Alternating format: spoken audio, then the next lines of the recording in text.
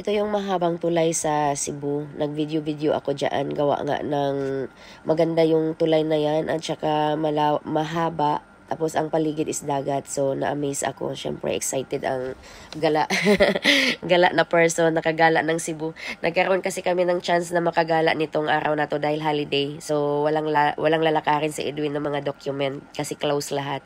So ang aming ngayon is whole day kaming magagala. Ang una naming pupuntahan is yung Cathedral Church kasi sabi niya dadalhin kita sa mga sikat na mga church dito sa Cebu, yung mga tourist pat na church. So pagkatapos namin sa Cathedral Church is pupunta din kami ng Santo Niño dahil magkalapit lang daw yun. So todo ready tayo ngayon sa todo gala. Gala to the max tayo for today. Gawa nga ng walang lakad. Gala-lakad lang ang mayroon ngayon. So, ito na nga ang Cebu. So, excited ang laagan. Ang gala person is excited mag-ikot-ikot sa Cebu. Second time ko naman din sa Cebu. Pero last time, kasama ko si Kot Ayon at yung mga bata. Dumaan lang kami kasi ang purpose namin doon is yung dalawin namin yung Santo Niño sa Cebu.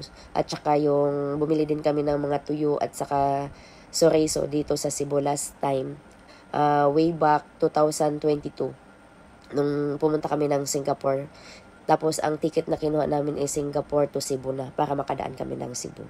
Tapos ito na yung cathedral. Ang ganda ng cathedral, 'di ba?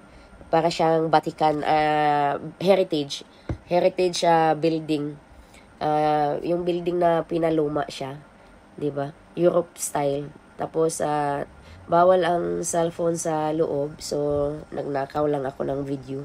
Gawa ng napakaganda ng loob niya, guys. Hindi ko lang makuna ng maayos dahil bawal. Tapos ito, pagkatapos namin magdasal sa loob, lumabas na kami kasi marami pa kaming pupuntahan. Ito yung labas ng katedral. Maraming mga paninda na mga bulaklak, kung ano-ano mga pagkain. At saka yung mga pasalubong, marami dito.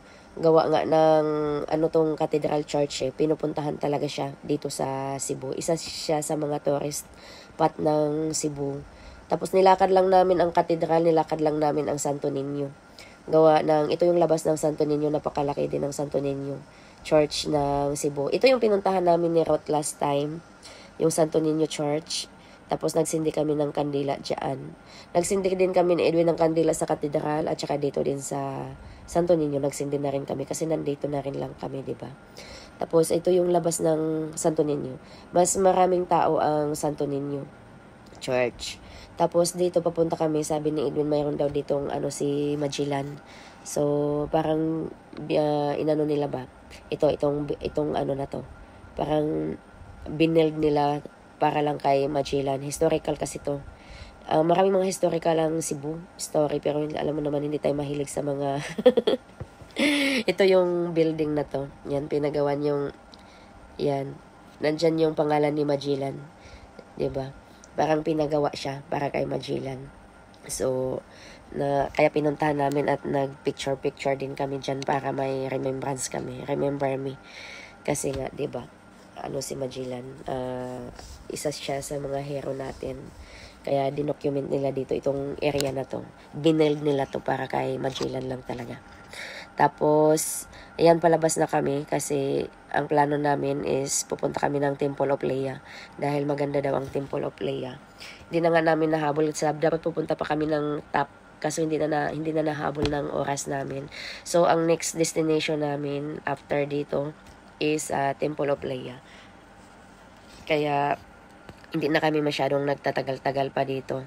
Tsaka hindi rin dapat mamili kami ng pasalubong. Kaso dahil may lakad pa, pinagpaliban na lang muna namin yung aming mga pagbili-bili ng mga pasalubong. Kasi mahirap din mag-ikot-ikot ng may dala, di ba?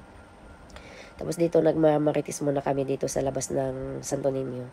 Siyempre, minsan lang tayo makagala dito. Kaya kailangan natin magmarites.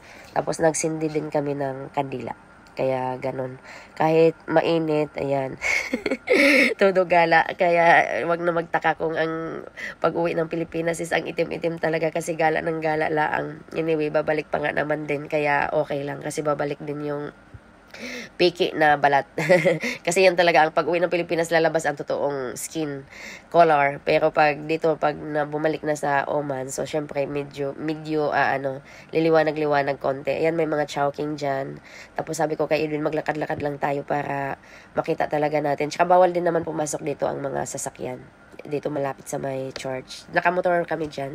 Kaya kahit pasikot-sikot okay lang. Hindi kami natatraffic kaya mabilis ang aming lang mga lakad. Ayan, bumili kami ng isang, gusto ko sana bumili nito pasalubong ko sa bahay kina mama. Pero dito, isa lang muna ang binili namin. Tikman ko lang, na-miss ko yung kalamay ng buhol. Hindi naman kami pwedeng magbumili ng marami. Gawa nga ng may lakad pa kami. So, isa na lang ang binili namin. Pero ang dami ditong mga pasalubong na item. Kung gusto nyo, sa labas ng mga church. Marami kayong makikita ang mga gusto nyong ipasalubong sa probinsya, sa mga kapamilya. Yan, lahat nandyan. Yung mga origin, kahit yung mga kakanin, nandyan. Lahat. Mga rosary. Dito ko binili ng rosary yung pasalubong ko kina Hana at Rod. Kasi nga, medyo mura lang dito. At saka na-bless na rin. Yung parang, na siya ba? Para memorable yung rosary na ibibigay ko. Kaya dito ko binili. Pero hindi pa pala yun na bless dahil sa labas ko binili.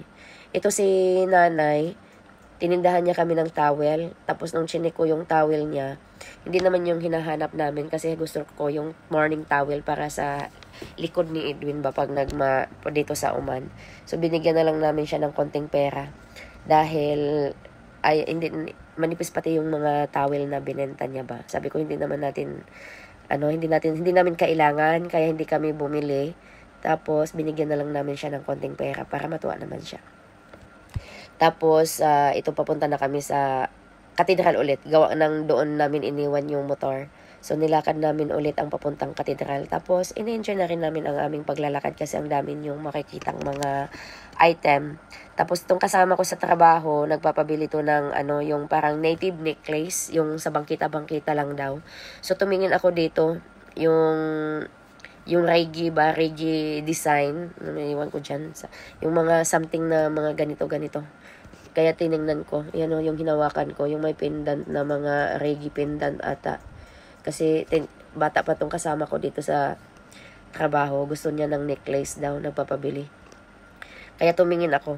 Tapos sabi naman ni Edwin, mayroon daw doon malapit sa bahay niya na isa ding church din. Maraming Mama Mary church dito kasi sa Opon, mayroon din doon. Nakalimutan ko, ano ba yung pinuntahan namin din. Hindi na kasi ako nakapag-video doon. Pero pumunta may malapit doon. Doon kami bumili ng necklace. Gawa nga ng baka ma-misplace ko ba yung pag bumili kami ngayon. So, sabi ni Edwin, bago tayo umuwi ng Surigao, daan tayo doon. Kasi para makadalaw din kami sa church na yon. Tapos, at the same time, bibili na kami ng pasalubong. Tapos, dito, maraming mga prutas na tindahan. So, nagtanong kami kung magkano. Ayaw naman namin magbitbit. Gawa nga na gusto ko sana bumili. Kaso, mabigat siya pag binibitbit, diba? Kasi may lakad pa kami. Bye!